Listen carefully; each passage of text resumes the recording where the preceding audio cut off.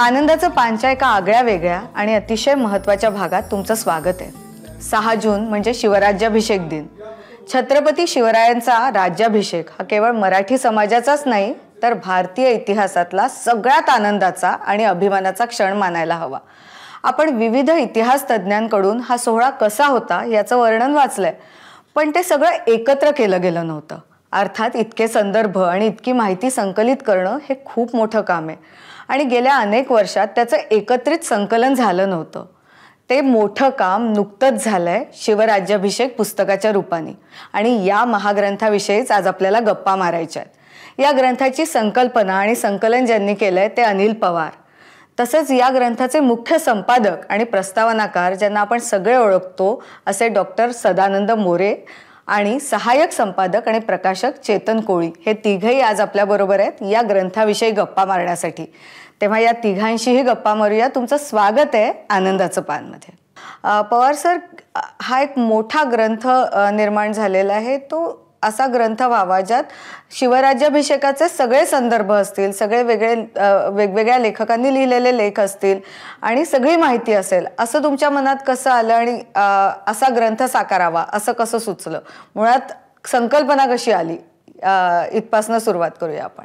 की 2017 साली शिवराज्याभिषेक दिवस हा मी महाराष्ट्राच्या प्रत्येक गावामध्ये साजरा करण्यासाठी महाराष्ट्र शासनाचा पाठपुरावा सुरू केला आणि त्याला 2021 मध्ये यश आलं। महाराष्ट्रातील जवळपास 27,000 गावं, 350 पंचायत समित्या आणि 36 जिल्हा परिषदामध्ये शिवराज्याभिषेक दिवस हा स्वराज्य गुढी उभी करून तो साजरा करावा अशा प्रकारचा एक प्रस्ताव मी शासनाच्या समोर दिला आणि महाराष्ट्र शासनाने तो मान्य केला। आणि जसं आपण 15 ऑगस्ट आणि 26 जानेवारी आणि महाराष्ट्र दिवस महाराष्ट्रामध्ये साजरा करतो तशा पद्धतीने 6 जून हा शिवस्वराज्य दिन म्हणून साजरा करण्याचं महाराष्ट्र शासनाने ठरवलं।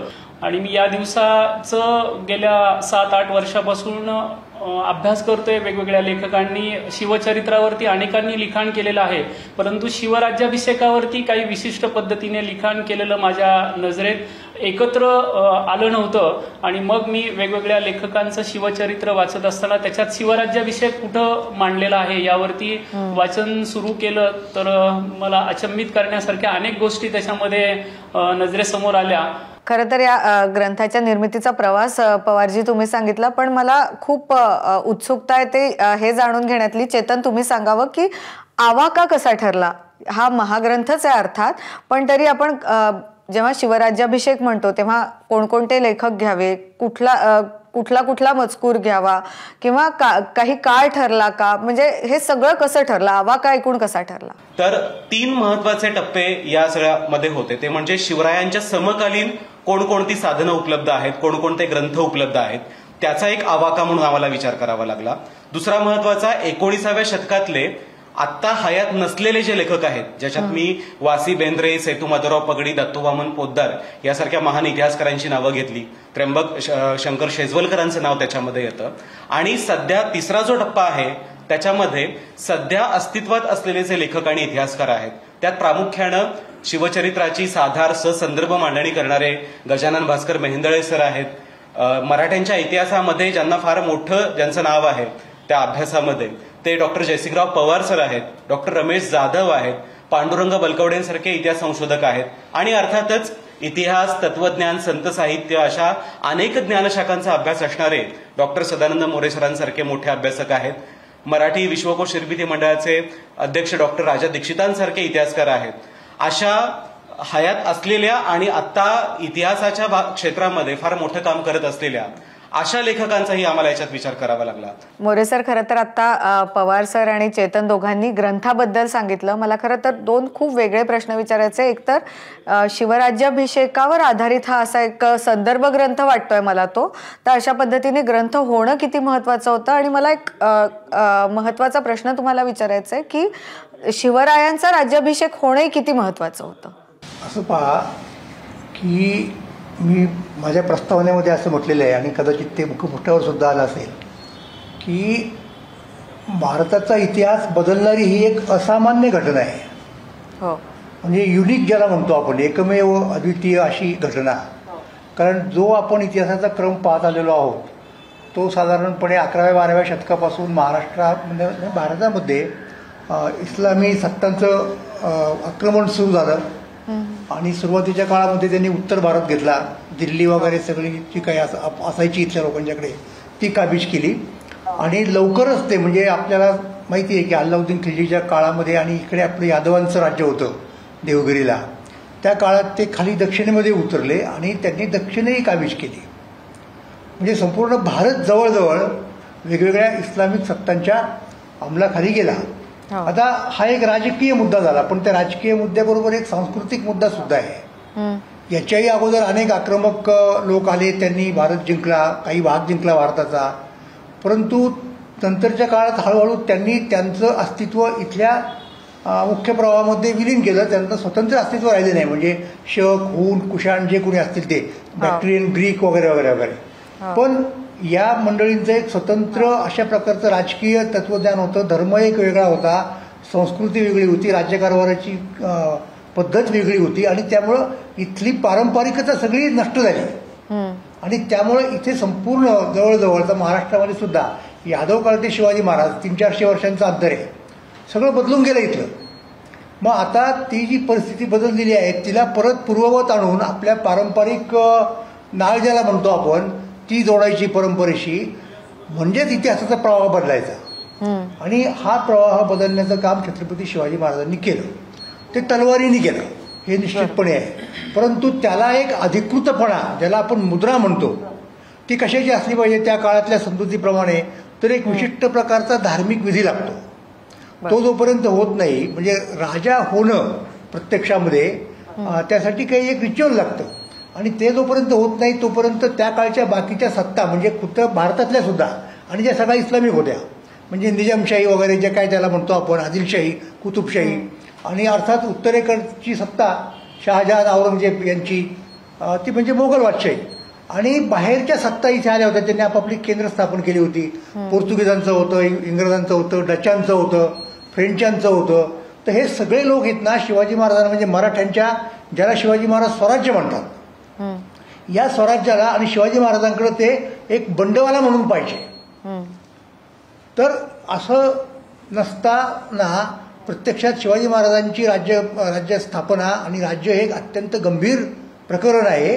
त्याच्याकडे तसंच पाहिलं गेलं असलं पाहिजे. ते स्वायत्त आहे, ते स्वतंत्र आहे आणि त्याच्याशी तसाच व्यवहार झाला पाहिजे. हे या राज्याभिषेक नावाच्या विधीनं त्याच्यावरती शिक्कामोर्तब झालं. त्यांच्या राज्याला ते लहान होत्या त्या तुलनेत, पण ते सुद्धा एक स्वतंत्र राज्य आहे असं तिथे एक एस्टॅब्लिश झालं आणि ती कायमची वस्तुस्थिती बनली आणि नंतर त्याचं पुढे साम्राज्यही झालं. हे सगळं घडवणारी मुख्य घटना म्हणजे ती या पद्धतीने राज्याभिषेक आहे. मोरे सर, खरं तर हाच माझा पुढचा प्रश्न असणार होता की ती इतकी महत्वाची घटना होती आपल्या मराठी समाजासाठी आणि हा जो आपला महाराष्ट्राचा भूभाग आहे त्याच्यासाठी, त्याच्यानंतर आपला मराठी समाज कसा बदलला, मराठी भाषा, मराठी समाज, मराठी लोक आणि आपलं जगणं कसं बदललं, तुम्हाला काय दिसतं इतिहासाच्या अभ्यास? नाही, निश्चितपणे छत्रपती शिवाजी महाराजांनी मराठ्यांना एक त्यांची आयडेंटिटी दिली. आपण नुसते नोकर नाही आहोत परकीय सत्तांचे, तर आपण स्वतः राजे आहोत. तो जो स्व आहे तो स्व म्हणजे फक्त शिवाजी महाराजांचा स्व नाहीये, तो संपूर्ण महाराष्ट्रातल्या जनतेचा आहे. मराठ्यांचं राज्य आहे, मराठी राज्य आहे हे छत्रपतींनी तिथं सिद्ध करून दाखवलं. आणि त्याचा परिणाम म्हणून शिवाजी महाराजांच्या मृत्यूनंतर सुद्धा औरंगजेब बादशाह की जो त्याचं साम्राज्य जे होतं मोगल राज्य म्हणूयात त्याला आपण, त्याचा दबदबा संपूर्ण जगभर होता. औरंगजेब ज्या पद्धतीने गादीवरती आला ना त्याचं कथानक घेऊन इंग्लंडमध्ये इंग्रजी भाषेचं एक नाटक दिलं गेलं आणि त्याचे प्रयोग स्टेजवरती व्हायचे त्या काळामध्ये. एवढा संपूर्ण सत्ता ती बलाढ्य होती. तर या सत्तेला विरोध करून छत्रपतींनी राज्य स्थापन केलं आणि ते बुडवण्यासाठी स्वतः औरंगजेब जातीने महाराष्ट्रामध्ये आला. महाराष्ट्रात त्यांनी 27 वर्ष तो खपला या ठिकाणी.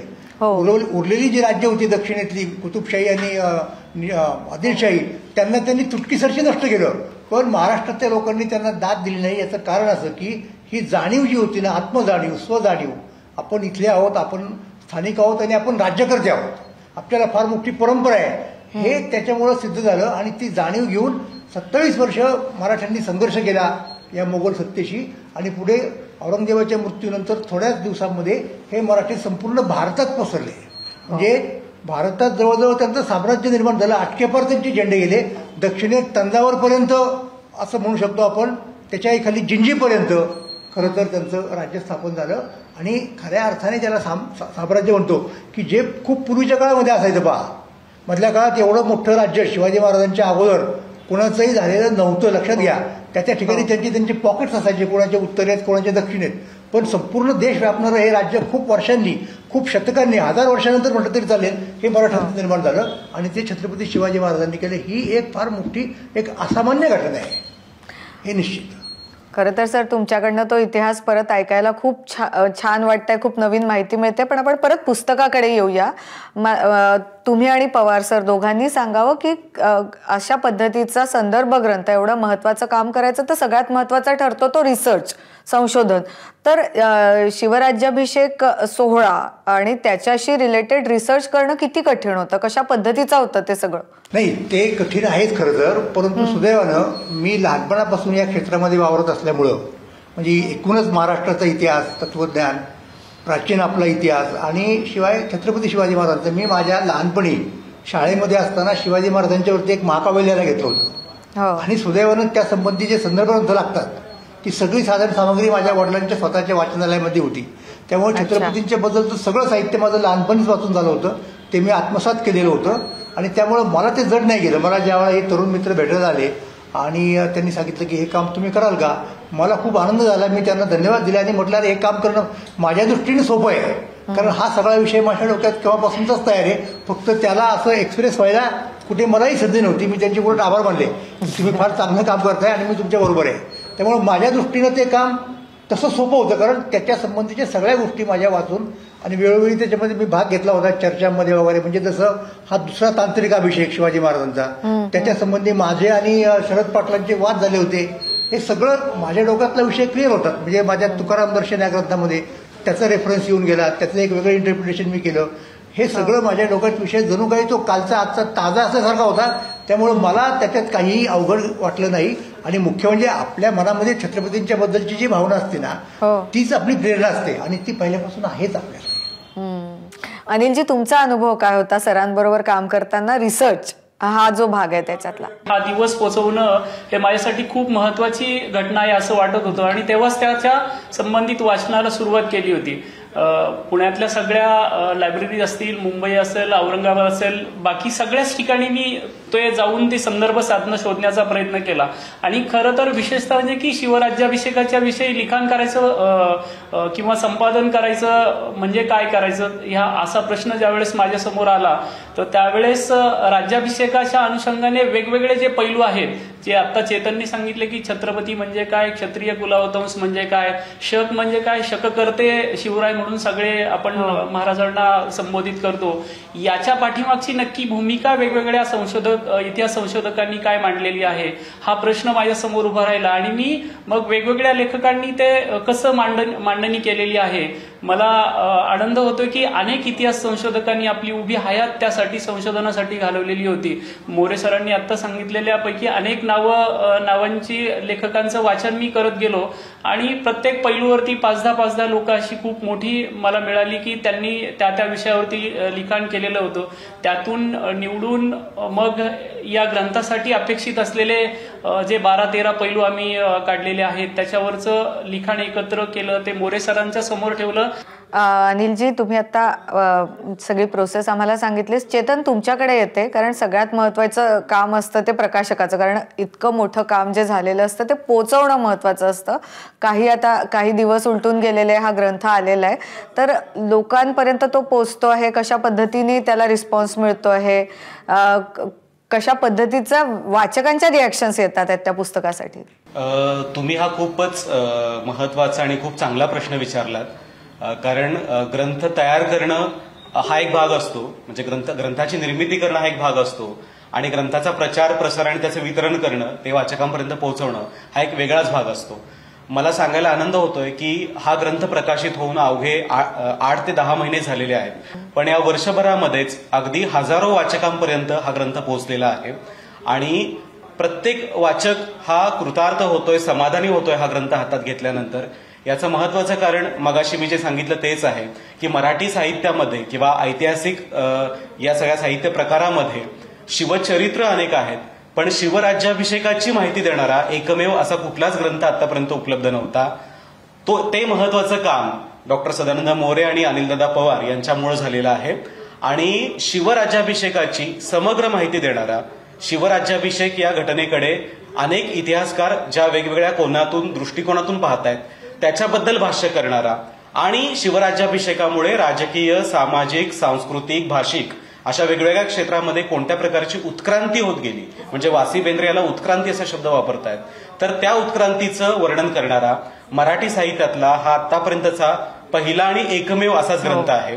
वाचकांपर्यंत जवळपास 10,000 वाचकांपर्यंत हा ग्रंथ पोहोचलेला आहे आणि महाराष्ट्राच्या कानाकोपऱ्यातून महाराष्ट्राच्या बाहेर सुद्धा हा ग्रंथ पोहोचलेला आहे. गप्पांच्या शेवटाकडे जातोय. मोरे सर, तुम्हाला विचारायचंय की शिवराज्याभिषेक ही घटना, हा सोहळा किती महत्वाचा होता, आपल्या गप्पांमधनं सांगितलं. ग्रंथ किती महत्वाचा आहे आणि अगदी शाळकरी मुलांपासून तर मोठ्यांपर्यंत सगळ्यांनी का वाचलाच पाहिजे, काय सांगाल तुम्ही? त्याचं कारण असं आहे की आपण जे लोक आहोत, म्हणजे खरं म्हटलं तर भारतातले लोक, पण कमीत कमी महाराष्ट्रातल्या लोकांच्या बाबतीत मी असं म्हणेन की शिवाजी महाराज ही आपली ओळख आहे, शिवाजी महाराज ही आपली प्रेरणा आहे.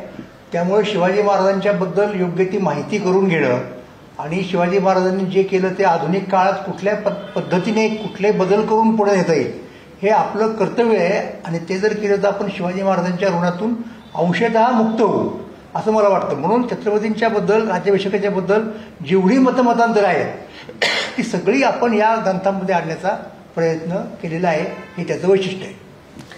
खरंच सर, खूप मोठं काम तुम्हा तिघांच्याही हातून झालेलं आहे. तुम्ही आम्हाला कायमच इतिहासातले संदर्भ, इतिहासातली माहिती देत असता, पण या महाग्रंथाच्या निमित्ताने एक खूप मोठा संदर्भ ग्रंथ आमच्या समोर तुम्हा तिघांकडनं आलेला आहे. त्यामुळे या ग्रंथासाठी तुम्ही केलेल्या कामासाठी तुमचे आभार. आणि आज आनंदाचं पानमध्ये येऊन तुम्ही या शिवराज्याभिषेक नावाच्या ग्रंथाबद्दल सविस्तर गप्पा मारल्यात, त्यासाठी सुद्धा खूप आभार. खरं तर पुस्तकच असतात इतिहासात डोकावण्यासाठीची खिडकी. शिवराज्याभिषेकाबाबत सगळ्या लेखकांनी लिहिलेलं आणि मोरे सरांनी संपादित केलेलं हे आजचं अतिशय मोठं आणि महत्त्वाचं पुस्तक. ते खूप महत्त्वाचं आहे, ते खूप उपकारक आहे, याबद्दल शंकाच नाही. आणि अत्यंत मौलिक अशा या ग्रंथाविषयी आज आपण आनंदाचं पानमधनं गप्पा मारल्या, माहिती घेतली. इतरही पुस्तकांबद्दल, इतरही ग्रंथांबद्दल आम्ही वेळोवेळी तुम्हाला माहिती देतच राहू. तुम्ही वाचक चौफेर वाचन करता, तेव्हा मोठ्या परिश्रमाने साकारलेल्या अशा ग्रंथांचा जरूर आस्वाद घ्या आणि वाचत राहा. धन्यवाद.